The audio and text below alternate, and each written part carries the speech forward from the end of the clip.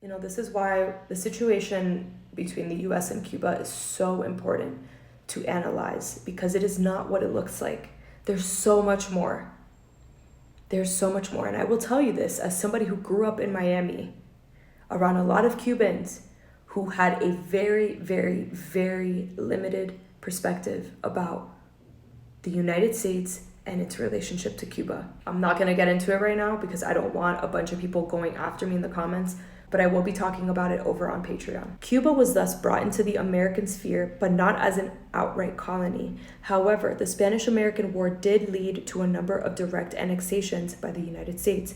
Puerto Rico, a neighbor of Cuba in the Caribbean belonging to Spain, was taken over by U.S. military forces. The Hawaiian Islands, 1/3 of the way across the Pacific, which had already been penetrated by American missionaries and pineapple plantation owners, had been described by American officials as a ripe pear ready to be plucked, was annexed by joint resolution of Congress in July 1898. Around the same time, Wake Island, 2,300 miles west of Hawaii on the route to Japan, was occupied, and Guam, the Spanish possession in the Pacific, almost all the way to the Philippines, was taken.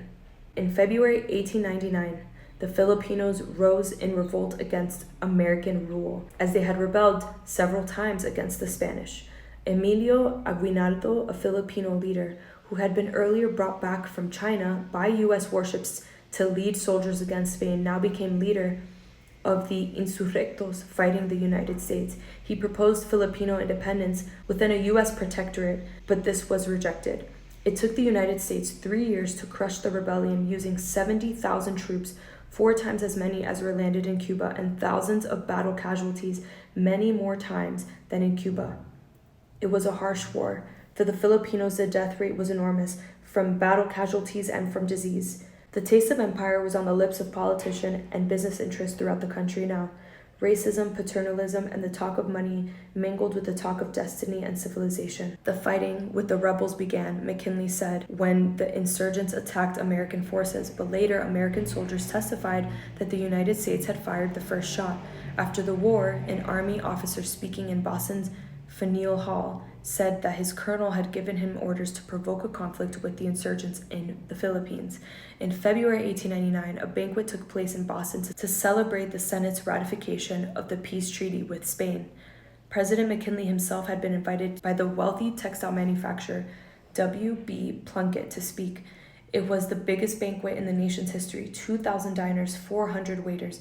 McKinley said that no imperial designs lurk in the American mind. And at the same banquet to the same diners, his postmaster, General Charles Emory Smith, said that what we want is a market for our surplus. So William James, a Harvard philosopher, was part of a movement of prominent American businessmen, politicians, and intellectuals who formed the Anti-Imperialist League in 1898 and carried on a long campaign to educate the American public about the horrors of the Philippine War and the evils of imperialism. It was an odd group, which Andrew Carnegie was a part of, including anti-labor aristocrats and scholars united in a common moral outrage at what was being done to the Filipinos in the name of freedom. Whatever their differences on other matters, they would all agree with William James's angry statement, "God damn the U.S. for its vile conduct in the Philippine Isles." A volunteer from the state of Washington wrote, "Our fighting blood was up, and we wanted to kill hard N-word. This shooting human beings beats rabbit hunting all to pieces."